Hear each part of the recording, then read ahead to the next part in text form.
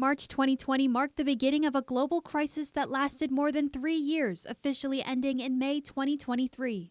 More than 1 million lives were lost in the U.S., along with more than 400 here on Guam. Businesses shuttered, students adapted to online learning, and families faced an unprecedented reality of isolation. Really hard situation before. The pandemic changed my life.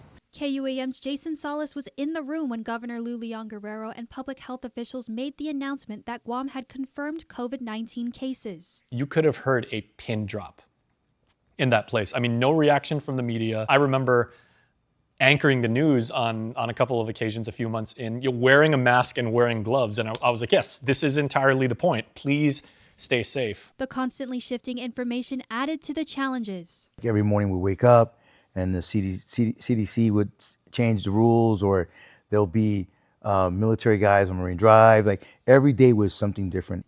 We all filed into work Monday morning, and that's where our management team just kind of had an emergency meeting to just figure out what we were going to do, because there was so much at stake. One of the hardest sacrifices for many was missing milestone moments. Since Noe was born, I saw the future of her going to college. My wife and I had Noe, and that was our Super Bowl. Like we waited for it. We wanted it. It was the first Manji in my family to graduate college.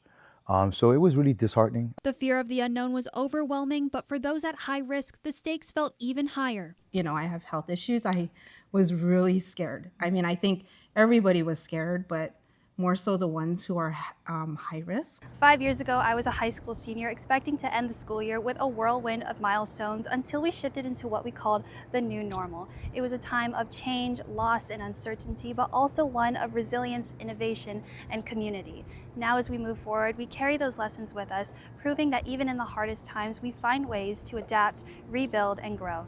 Nevaeh Anderson, KUAM News.